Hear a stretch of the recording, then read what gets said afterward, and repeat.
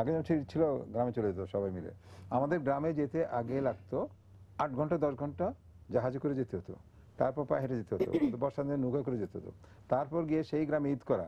ছোট থেকে যখন আমরা যেতাম, বাবা মা নিয়ে যেতেন দাদি চাচির সঙ্গে দেখা করতে, আর সেখানে থাকতাম 3 দিন।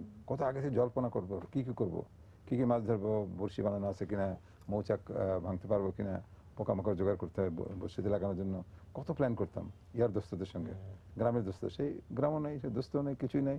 এখন হুট করে বাসে চড়ে চলে আসে ঢাকা শহরে 40 মিনিটের মাথায়।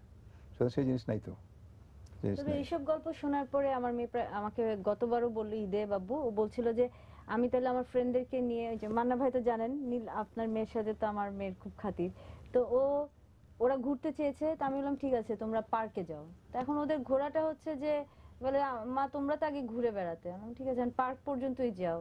ওইখান থেকে যে গুলশান পার্কে বা বাড়িধারা পার্কে ফ্রেন্ডরা মিলে একসাথে একটু যায়, তারপর ওখান থেকে আবার ওরা মিলে একটু আইসক্রিম খেতে যায় পার্লারে পার্লারে, মানে ওই দোকানে দোকানে ঘুরে বেড়ানো। এখন ফাস্ট ফুডে খেতে যাচ্ছে, এরকম পরিস্থিতি হয়ে গেছে। এখন ঈদ মানে ঢাকা শহরের ঈদ মানে বিভিন্ন আলাদা এলাকা ভিত্তিক। ধানমন্ডির ঈদ মানে ধানমন্ডি 5 নম্বর, হ্যাঁ, গুলশানের ঈদ মানে ওই মুভেন পিক, হ্যাঁ, উত্তরার ঈদ মানে এরকম বিশেষ কিছু জায়গা আছে। তো এই যে এই এলাকা এবং সম্পূর্ণ জিনিসটা কিন্তু একে সব মানুষগুলো সেখানে আসছে, দেখা হচ্ছে সেই জিনিসগুলো আসলে আমার মনে হয় আগের মতো সেই উচ্ছ্বাসগুলো প্রকাশ করা। আপনাদের ওখানে হয় কিনা আমি জানি না, যেমন আমি বগুড়াতে দেখেছি কতগুলো কোল্ড স্পট থাকে, মানে ওখানে ফান্টা সেভেন এগুলো বিক্রি করে সারাদিন ধরে গান বাজে।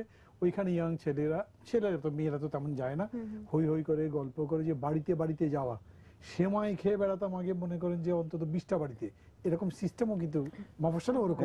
আমরা কিছুটা পাই গ্রাম, আমাদের গ্রামে গেলে এখন তুই কতবার দেখিস না, আমি যখন যেতাম আমি তো এক বাড়িতে গিয়ে খাওয়ার পর হাত ধুই না।